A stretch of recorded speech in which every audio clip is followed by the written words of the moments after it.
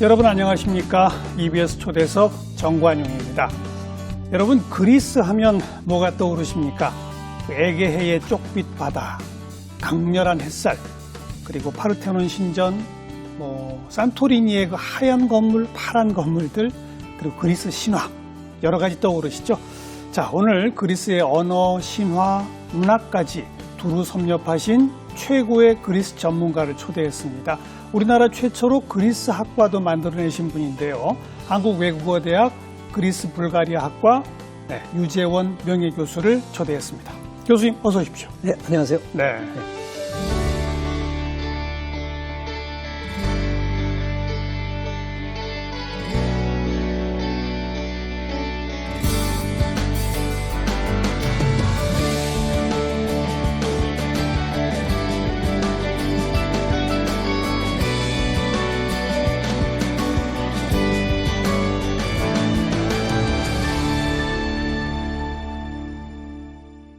코로나 때문에 그리스 몇 년 못 가셨죠?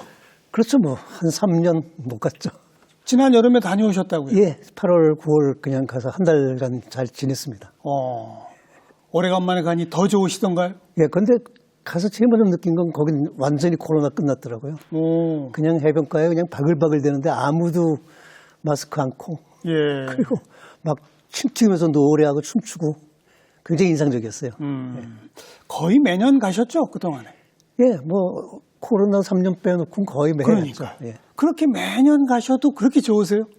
갈수록 더 좋아요. 특별히 그리스에 좋아하는 데가 있으십니까? 제가 그리스 그 고대 굉장히 척박한 땅이거든요. 거기서 어떻게 이렇게 문명을 만들어냈을까 하는 의문이 있는데 그거가 풀린 데가 펠로폰네소스 반도 그 안에 시골 마을하고 키클라데스의 섬들이에요. 우선 펠로폰네소스 그 반도의 마을에 뭘 보셨어요? 그러니까 한 번은 굉장히 옛날 얘기죠. 제가 맨 처음에 유학 가서 얼마 안 됐을 때인데 거기에서 이제 저녁 되는데 해가 넘어갈 때쯤인데 여름이죠. 그런데 그 식구들이 쭉 서 있는 게 뭐예요? 예. 집집마다 그래서 이게 뭐 하는 건가 그랬더니 왜들 다 서 있나? 네, 그랬더니 식구들이 저 밑에서 농사 짓고 올라오는 가장들을 맞는 거예요. 기다리고 있는군요. 기다리고 있는데 그 줄이 좀 한마디로 그러니까 오면은 발 씻어주려고 하는 그런 자세로 쫙 서 있는 게 뭔가 그랬더니요. 그래서 이제 거기서 얘기를 해봤어요. 그랬더니 밭이 아래에 있어요. 집 아래쪽에. 예. 그러니까 하루 종일 그 가장이 식구 먹여 살리려고 땀 뻘뻘 흘리면서 일하는 걸 보는 거예요. 위에서 보는 거죠. 예, 그 뚜약변 밑에서. 그러니까 일을 끝내고 올라오는 그 아버지 또는 남편을 고마운 마음으로 기다리고 있더라고요. 네, 그래서 네. 이거다. 우리는 반나 그 그리스 하면은 오디세우스가 배 타고 나가고 어쩌고 했지만 그 밑에 그런 해상 무역을 하기 위해서 생산해야 되는 사람들, 농부들 아니에요. 예. 그들의 모습은 제가 가보기 전에 몰랐던 거죠. 그리고 그걸 보면서 감동이 오고, 그리고 거기에 그 한 노인네가 그러더라고요. 저녁에 와서 그 일 끝내고 와서 앉아서 대야에다가 차가운 물 따라서 발 씻겨줄 때는 그 행복은 우테테 에울리스 덴또 아폴라브니 그래요. 무슨 소리냐면 저 하느님도 그런 행복은 맛보지 못해. 가족들이 발을 씻어줘요. 예. 매일매일. 옛날에 그랬어요. 지금 안 가고. 근데 제가 갔을 때만 해도 70년대 아닙니까? 그러니까 시골은 아직도 그런 장면이 남아있었어요. 전통이 남아있었군요. 그게 카잔자키 작품에서 나오는 얘기인데 네. 진짜 보게 될 줄은 몰랐어요. 그래서 이거야말로 그리스의 문명을 만들어내서 아주 안 보이는 힘이다. 가장의 노동을 존중하고 예.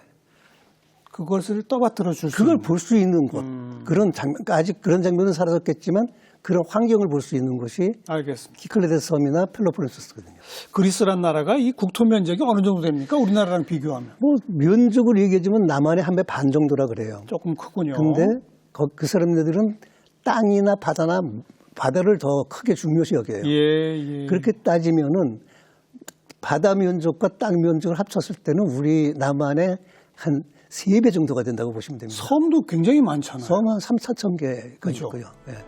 그래서 그래서 1,600 개의 섬에 사람들이 살고 있고. 예. 그래서 크레타에서부터 테살로니키 그 불가리아 국경까지 가지면요. 남북한의 그 길이보다는 더 길어요. 그래서 바다가 많이 차지해서 그렇지 실은 큰 나라들인 거죠. 땅과 바다까지 바다를 합치면 예, 큰 나라죠. 우리 3배. 네, 3배는 된다고. 인구는 몇 명인가요? 1,000만 정도.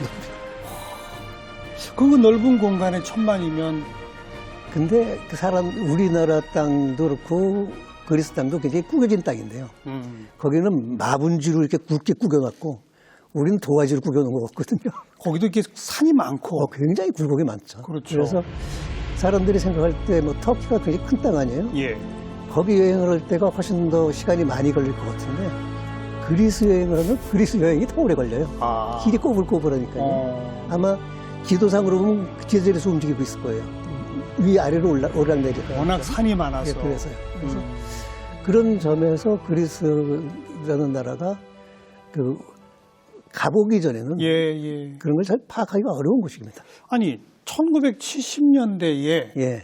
어쩌다가 그 남들 아무도 안 가는 그리스에 공부를 하러 가시게 됐어요? 어쨌든 그 당시에 그 장학금 2개 신청을 했는데 2개가 다 됐어요.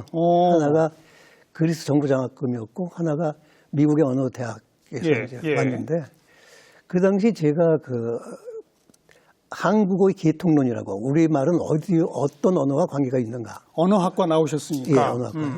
그게 그 당시 아주 굉장히 큰 주제였고 예.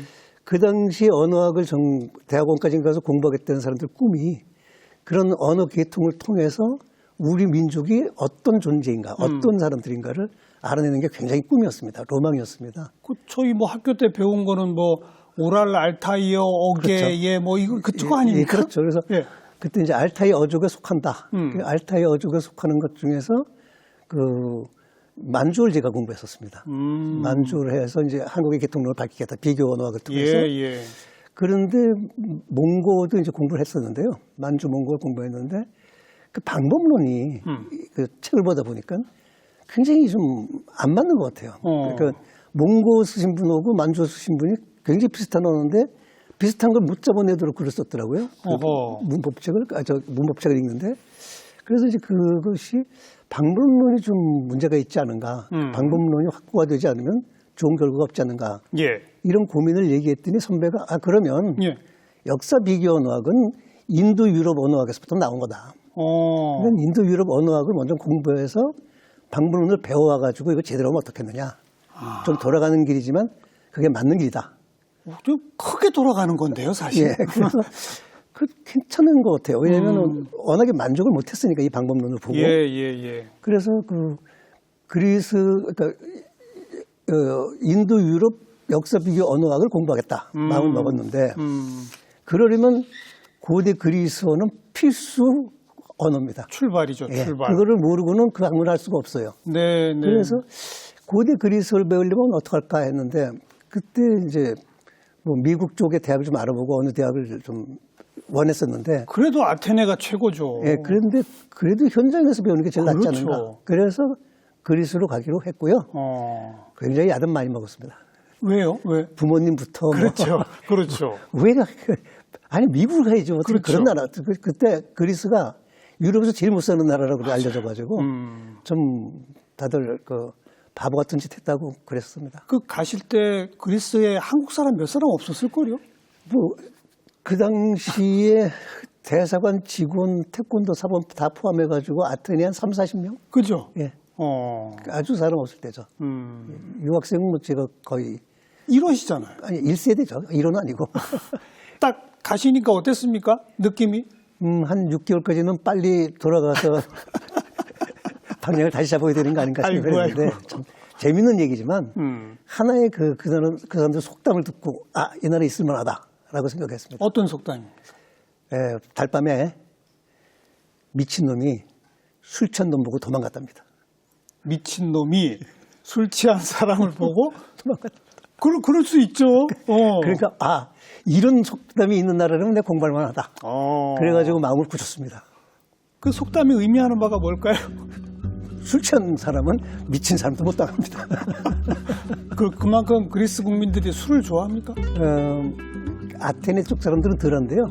저기 테살로니게 마케도니아 사람들은 뭐 3차, 4차까지 가서 끝나야 됩니다. 아주 끝내주게 먹습니다. 그래요. 예. 아무튼 그 처음 6개월은 고달팠으나 점점 그리스와 사랑에 빠져 매년 다니시는 그런 지경이 되신 거 아닙니까? 그렇죠. 그죠? 예. 가만히 보면은 그 사랑 때문에 사랑한다는 게 좋아한다는 뜻인데요. 예. 그렇기 때문에 견뎠죠. 뭐 맨 초반에는 정말 힘들었습니다. 말 한마디도 못했고 네. 그리스 언어를 하겠다는 사람이 알파벳도 모르고 갔었으니까 좀 무리였죠. 뭘 그렇게 그 속담 말고 예. 그리스와 그리스 사람들의 무엇이 우리 교수님을 그렇게 사랑에 빠지게 만들었습니까? 한동 그런 생각을 했어요. 그리스어가 가지고 있는 그 힘이라는 건 굉장한 거거든요. 지금 만약에 세계 어느 나라 말이든지 그리스에서 생겨난 개념이 없이 학문이나 문학을 할 수 있는 언어는 아무것도 없습니다. 아니 학문과 문명의 발상지이고 예. 민주주의의 기원이고 하니까 그렇죠. 그렇죠. 우리가 얘기하는 우리가 이제 대법원 위에 써 있는 세 낱말이 자유평등 정의거든요. 예, 예. 그 세 개념이 모두 그리스에서 온 거죠. 그러니까 지금 우리나라가 교육의 목표가 자유평등 정의를 가르치는 거고 사법부가 추구하는 가치관이 자유평등 정의인데 예. 이게 다 그리스에서 생겨난 개념이고. 그런가요? 네. 아니, 중국이나 이런 쪽에는 그런 개념이 아예 없었나요? 자유평등 정의는 그리스 거죠. 어... 그래서 그러니까 지금 현대인들의 그 한국인들이 가지고 있는 그 추구하는 정신 세계가 예, 예. 그리스인 거지 조선의 우리 선조들이 가졌던 거와는 다르죠. 그런데 이제 그것이 유럽의 뭐 한두 나라가 아니라 유럽 문명 전체가 그렇다는 거죠. 네, 네. 그리고 그리스에서 시작해서 유럽 전체로 퍼져나간 그렇죠. 거죠. 그리고 공부를 하면서 느낀 게 뭐냐면 그리스 정신을 가지고 있는 나라가 세계를 지배하더라는 거죠. 그래요. 예. 그래서 그리스가 쇠퇴해 가면서 그 정신이 로마로 넘어갔고 로마가 그것을 했을 때가 공화정 때죠. 네. 그러다가 이제 제국이 되면서 그걸 잃어버리게 되니까 잃어버렸고. 그 정신이 그리스도교로 넘어가죠. 그 그리스도교가 이제 유럽을 점령하게 되는 거고 기독교. 그리고 그리스도교가 교조화되면서 타락해 가면서 그 정신을 가져오는 게 7세기 때 이슬람이었습니다. 그 이슬람이 세계 최고였죠. 이슬람이 다시 그걸 쇠퇴하고 나서 이슬람이 쇠퇴하고 몽골이 망한 다음에 그 가치관이 다시 서유럽으로 넘어와서 르네상스가 되지 않습니까? 네, 네. 그러니까 그리스 정신을 가진 쪽이 세계를 끌고 나가더라는 겁니다. 예. 그래서 이렇다면 이제 내 목표가 한국어 개통론이 아니다. 그리스의 힘이 뭐고 그리스의 영향력이 왜 이런가를 보자. 더군다나 언어학자였기 때문에 그리스 낱말이 가지고 있는 그 힘이라는 건 말도 못합니다. 지금도 뭐 영어 논문 같은 데서 그리스 어원의 낱말들 빼버리면 네. 진짜 뭐 전치사 못하죠. 정도 몇 개뿐이 안 남습니다. 그래서 그러고 난데 보니까 이 그리스어라는 건 진짜 최고의 보물창고인데 네. 그 보물창고를 입장료를 달래는 것도 없고 자격을 부여하는 것도 없어요. 가져가면 되는 겁니다. 그래서 내가 한국에 공헌할 수 있다면 네. 이 그리스의 좋은 개념들을 좋은 낱말들을 정확하게 한국어로 가져가자. 그러면서 어느 순간에 귀찮을 때가 있어요. 힘들고. 그때 그렇게 생각했습니다. 유재훈이 모르면 대한민국이 모른다. 그렇죠. 그러니까 그리스 최고 전문가시니까. 내가 게으를 수는 없다. 네, 네. 그렇게 해가지고 견딘 겁니다. 그리스 국민들도 네. 그런 그리스가 만들어낸 그 정신을 이어받은 나라들이 세계를 지배하더라. 네. 우리가 세계 문명의 출발이고 민주주의의 발상지다. 이런 자긍심이 큽니까? 굉장히 크죠. 그래요? 굉장히 큰데 제대로 시행을 못하고 있죠. 못하죠. 못하고 있습니다. 요즘 그리스 정치 경제를 보면 좀 굉장히 안 좋아요. 그냥 소위 말해서 그 엘리트 계층이라고 하는 사람들이 그걸 얼만큼 정말 진지하게 하고 정말 고대 그리스 정신이 모두 함께가 되는 거 아닙니까? 예. 소위 걔네들이 말하는 그 사람들이 얘기했던 데모크라티아, 민주주의. 민중 정치하는 거. 그것이 한두 계층이나 한두 사람을 위한 게 아니라 시민 전체, 예. 폴리스 전체가 그렇게 돼야 된다는 거. 그 정신이 기원전 3세기 때부터 쇠퇴한 다음에 아직까지 현대 그리스에서도 회복이 되지 않았어요. 그렇죠. 예. 한 번도 그러니까 제대로 구현된 게 없어요. 그렇게 됐더라면 지금 그리스가 저 꼴이 아니죠. 근데 그럼에도 불구하고 그리스 국민들은 자긍심은 있다. 그러니까 자존심 하나만 크면 뭐 둘째 그러면 서럽죠. 그래요. 예. 그게 일상생활이 어떻게 드러납니까? 어떻게 드러나냐면 이제 70년대 뭐 저는 70년대 80년대 거기 젊은 시절을 보냈으니까요. 외국에서 관광객들이 오면 예. 자기네보다 선진국이잖아요. 더 잘 살고 그다음에 돈스러운 사람도 아니에요. 길거리에서 마음에 안 들면요 붙잡아 세워놓고 야단을 쳐요. 말이 통하든 안 통하든 막 야단을 치는데 더 재밌는 반응은 미국 학생이 그 야단을 그냥 아무 소리 않고 받는 거예요. 그러니까, 꾸중 듣듯이. 예, 그러니까 인정을 하는구나. 자기네들이 여기서 배운 거를. 존중하는 마음이 있으니까 함부로 대하지 않고 찍 돌아선 다음에 에이, 저 꼰대. 잔말이 많아. 그리고 지나가지 뭐 화를 내거나 뭐 싸우거나 그러질 않더라고요. 네, 그래서 네. 저게 문화의 힘인가 보다. 그런 생각을 했었습니다. 그리스 하면 또 금방 떠오르고 잊어버릴 수 없고 모두가 첫 번째 떠올리는 게 신화 아닙니까? 예. 그리스 로마 신화라고 보통 부르는데 사실 이제 그리스 신화죠. 그렇죠. 저는 로마 신화는 또 따로 있는데 이제 그리스 로마 신화가 된 것은 그 초창기에 신화 집을 만든 사람들, 그 사람들이 로마 사람들이 쓸 때, 특히 라틴어로 쓸 때 예. 그리스 신화라고 하면 안 되니까 그리스 로마 신화를 쓴 게 서유럽은 라틴어를 받아들여서 문명이 발달한 곳이니까 그렇죠. 저절로 로마 사람들이 쓰던 그리스 로마 신화라는 명칭이 넘어간 거고 그게 우리나라로 들어와서 그렇죠. 그리스 로마 신화지만 원래는 그리스 신화. 내용을 보면 로마 신화는 거의 없죠. 로마 신화는 또 따로 있으니까요. 그래서 우리가 흔히 이제 그리스 로마 신화라 그럴 때 우리가 지금 보통 그리스 로마 신화의 내용은 라틴 신화는 거의 없고 그리스 신화죠. 그런데 그 신화라는 것이 다른 신화하고 다른 민족의 신화와 좀 굉장히 차이가 많이 나죠. 그 제일 큰 차이가 어떤 겁니까? 가령 그 반지의 제왕이라든지 해리포터에서는 그게 다 켈트 신화에서 드루이즘에서부터 온 것들인데 거기는 마법 천지입니다. 그러니까 우리나라의 주몽 얘기를 들어봐도 예. 마법이 주죠. 예. 그래서 주몽도 마법사거든요. 그다음에 김수로 왕도 마법사고. 그런데 그리스 신화에 마법이 있습니까? 그러니까 어떤 가령 하늘을 난다는 상상을 했어요.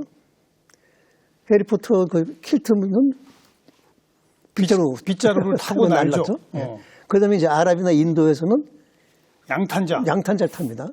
손오공도 권두운이라는 구름을 그렇죠. 타죠. 예. 이렇게 어떤 마법적인 것을 통해서 날라고 그러는데 그리스 신화에서는 어떻게 되느냐. 다이달로스가 깃털을 밀랍으로 해가지고 사람의 근육을 가지고 날랐다는 거죠. 밀랍으로 붙여서 예. 날개짓 타고 그렇죠. 태양 가까이 가다가 밀랍이 녹아서 떨어져 그거죠. 예. 그러니까 그리스의 상상은 인간이 만든 기계로 발명한 기계로 예. 인간의 근육을 통해서 나간다는 거죠. 네. 그것이 마법이 사라지게 된 원인이거든요. 그러니까 그리스 신화에서 영웅이라는 개념은 흑주술, 남이 마법을 걸었을 때 걸리지 않는 사람이 영웅입니다. 그것이 그리스 신화의 가장 중요한 특성이고요. 예. 그런 사람들을 이제 아레떼라고 그래요. 덕을 갖춘 사람들이다. 그런 사람들이 주인공이 되는 신화. 그래서 인간 중심. 인간이 모든 걸 해결해야 돼요. 인간의 능력을 가지고. 그 참 재밌는 게 예. 그리스 신화에 보면은 전부 신과 인간 사이에 태어난 아들 뭐 이렇게 되잖아요. 예, 그렇죠. 사실은 신과 인간이 공존하는데 그런데 마법이 아니라 인간 중심이다. 그렇죠. 인간 중심이죠. 신들은 그 아랫대가 우리보다 훨씬 더 세고 더 다양해요. 근데 인간은 이제 기껏해야 한두 개의 아랫대를 갖고 그다음에 힘도 훨씬 못 미치죠. 그렇죠. 예. 그러니까 이 아랫대는 개념은 뭐냐면 자기가 가지고 있는 아랫대, 나의 아랫대가 뭐냐. 저는 힘이 센 사람 아니지 않습니까? 격투기는 해봤자 제가 성공 못하죠. 그러니까 자기 아랫대가 뭘 알아내서 자기가 잘하는 것을 재능. 예. 자기가 남들보다 나은 것을 가지고 있으면 그것을 알아내서 그것을 최고의 수준까지 올리는 예. 그것을 이제 아랫대라 그러는데 그것이 아킬레우스는 싸움 잘하고 잘 달려가죠. 그런데 보면 헥토르라고 하는 건 용기가 있고요. 아주 책임감 있는 사람입니다. 헬레는 이뻐요. 이렇게 각자의 아랫대가 다른데 그것을 최대로 갈고 닦아서 최고 수준으로 올린 다음에 유지하는 것. 이게 아랫대거든요. 예. 그것이 중심이 된 신화다 보니까 마법이 사라진 겁니다. 그리스 신화가 현대에 인간들에게 현대 문명을 구가하고 있는 인간들에게 주는 교훈의 핵심은 또 뭐라고 생각하세요? 크게 이제 저는 두 영웅을 저는 그때 생각을 하게 되는데 이제 오이디푸스 신화는 오이디푸스는 자기가 아는 한 코린토스의 왕자라고 알고 자랐죠. 이방인 돼서 간 건데 몰랐죠. 예. 그랬는데 실제로 이 사람 테바이에서 태어났죠. 그리고 자기 운명이 아버지를 죽이고 엄마가 결혼을 그런 운명을 받았다는 것도 델포에서 알았잖아요. 그렇죠. 그러면 델포의 강가닥이 내 아버지가 정말 아버지입니까? 아니면 내가 주워온 놈입니까? 물어보러 갔는데 거기에 대한 대답이 거꾸로 아버지를 죽이고 엄마랑 결혼할 것이다. 그 얘기를 하니까 자기가 아는 지식이 전부잖아요. 그럼 나 저기 코린토스로 안 돌아가. 그리고 내려간 데가 테바이로 내려간 거예요. 그렇죠. 그러니까, 그게 운명 지어진 거죠. 그렇죠. 그러니까 내가 누구인지를 모르면서 네 자신을 알라니까. 자기가 누군지 모르면서 결정을 한다는 게 얼마나 위험합니까? 그래서 신화는 아는 세계가 전부가 아니다. 세상은 아는 세계와 네가 알지 못하는 것으로 이루어져 있다. 우리는 아무리 노력해도 모르는 초월의 세계, 죽음의 세계는 아무리 노력해도 안 돼요. 예. 또 아직 모르고 있는 미지의 세계, 그리고 우리가 아는 세계가 있는데 그 큰 세계 중에 어디가 제일 조그마냐? 아는 세계가 제일 작잖아요. 그 아는 세계가 전부이다. 거기에 판단해서 모든 걸 내가 할 수 있다고 생각한 것 자체가 그야말로 오만 중에 오만이죠.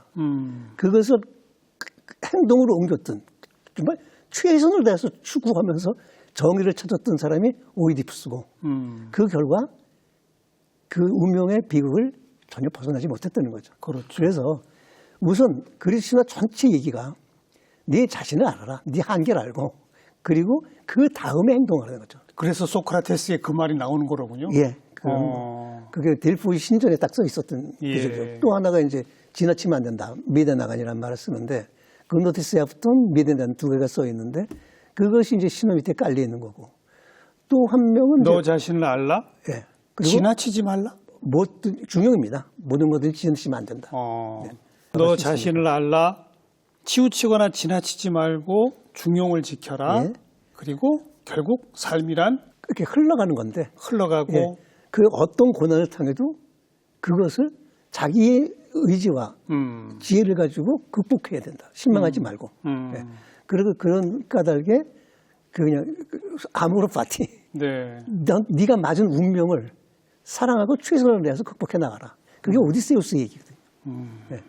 그래서 그리스 신화는 굉장히 인간 중심적이고 인도주의적이다. 휴머니즘이 있다라고 하는데 그런 걸 알고 났더니 정말로 그리스 공부를 갖다 더 열심히 하고 싶더라고요. 참 그리스 로마 신화 한두 번 안 보신 분들은 없을 텐데 네, 그렇죠. 그리스 신화의 고유한 특징은 바로 인간 중심, 인간의 현대사인들에 대한 삶의 교훈이 그대로 담아 있다. 네, 그렇습니다. 요 정신을 배우자. 네. 그리고 그 삶을 어느 정도 이렇게 문학 작품의 세계로 보여준 게 카잔차키스의 그리스인 조르바 아닙니까? 그 카잔자키스가 쓴 이제 조르바라는 것은 카잔자키스의 그 영혼의 저술선 보면 7살 때 자기 동네 아저씨하고 형이 목이 매달려서 터키 기분에 처형을 당한 네. 가서 아버지가 강요해서 그 죽은 발에다가 키스하게 하는 장면이 나오거든요. 맞아요. 그래서 평생 그 사람의 머릿속엔 자유라는 것이 그러니까 오면서 물어보죠. 아버지 좀 누가 저랬어요? 그랬더니 그 아버지가 대답한 게 자유가 그랬다. 네 형들을 이렇게 만들었다. 네, 그렇게 얘기하는 거죠. 그래서 이제 평생 자유를 추구하다 그렇게 자유죠. 됐다는 거죠. 네, 그래서 카잔자키스의 조르바가 이제 가장 대표적이지만 조르바가 하는 얘기가 맨 첫 장면부터 자유란 무엇인가를 얘기합니다. 가령 그렇게 자기를 데려가 달라. 자기 뭐 수프도 잘 끓이고 어쩌고 요리도 잘하고 뭐 한다. 그래서 그럼 갑시다. 그랬더니 한잔 합시다. 그리고 짱 한 다음에 하지만 내가 뼈가 빠지도록 일을 하겠습니다. 하지만 나한테 이래라 저래라 하면 끝장이요. 이래라 저래라 하지 마라. 네. 내가 하기 싫은 일은 안 한다. 그렇죠. 그게 무슨 얘기야? 인간이라는 거. 인간이 몸이요. 이 자유죠. 그럽니다. 그게 뭐냐? 하기 싫은 일을 강요받는 건 자유인이 아니라는 겁니다. 그렇죠. 그래서 맨 처음에 하는 얘기의 자유는 뭐냐면 하고 싶지 않은 일을 강요받지 않을 자유. 그렇죠. 우리는 하고 싶은 일만 안 해도 행복해요. 그게 강요당할 때 불행해지는 거죠. 그게 맨 첫 장면이 그렇고 그다음에 마디 하나 잘랐잖아요. 손가락. 왼쪽 자기 손가락을 스스로. 왜 그러냐. 도자기 만들고 뭐 만드는데 이게 잠깐 방해돼서 거의 시작되더라. 잘라버렸다. 그 다음에 세 번째 말하는 조르바의 자유가 근데 왜 그건 피투성이가 있는 곳에서만 자유가 생겨나는 거죠. 그 얘기를 하는데 그 전체 얘기가 그 조르바라고 하는 인간이 남들과 똑같은 가치관을 가지고 행동하다가 그걸 모두 벗어던지고 아무것도 바라지 않고 아무것도 두렵지 않고 그렇죠. 자유가 되는 얘기거든요. 그래서 그 자유에 대한 것을 네. 그렇게 잘 적나라하게 그리고 와닿게 한 작품이라는 게 정말 저는 좀 운도 좋았던 게 맨 처음에 가서 그 원어로 읽는 문학 시간에 예. 읽었던 작품이 또 그 조르바였어요. 작품을 만나게 되셨겠죠. 그렇죠. 대표작이니까요. 예, 그럼요. 아, 너무 좋죠. 방금 표현하신 나는 아무것도 바라지 않고 나는 아무것도 두렵지 않다. 나는 자유다. 그렇죠. 이 세 줄이 카잔차키스의 묘비에 새겨져 있는 묘비명 아닙니까? 묘비명이죠. 맞습니다. 바로 그 그리스인 조르바를 우리 많은 분들은 사실 영어를 우리말로 번역한 걸로 읽었거든요. 네, 그렇죠. 근데 우리 교수님이 몇 년 전에 그리스 원어를 우리말로 번역하셨죠. 예, 했습니다. 그걸 하신 이유는 뭡니까? 결국 나와 있는 기존의 작품 정말 참 굉장히 훌륭한 번역입니다. 그래서 이윤기 선생 번역본 그렇죠. 아주 훌륭하긴 합니다. 예. 실은 그 번역본 때문에 한국 사람들이 주로 알게 된 거고, 예, 예. 그리고 뭐 아주 굉장히 그 영향이 있는데 그럼에도 불구하고 이제 원어로 보던 사람이 봤을 때는 어디 몇 군데 오역도 있고, 예. 뭐 심지어 어떻게 좀 빠진 데도 있고 그래서 그냥 원래 모습을 가장 가까이 한국 독자들에게도 좀 보여드리고 싶었어요. 예, 예. 조르바 번역을 실은 3번 번역했습니다. 오. 그러니까 같은 작품 3번을 번역했던 얘기는 어. 굉장히 탈고를 하면서 신경을 많이 썼죠. 심혈을 기울이신 거군요. 문학이 워낙에 문장이 좋아요. 그거를 옮긴다는 거는 그 아름다운 문장을 한국으로 가져오면 우리끼리 되니까 네, 네. 그게 욕심이 났던 거죠. 고생하셨습니다.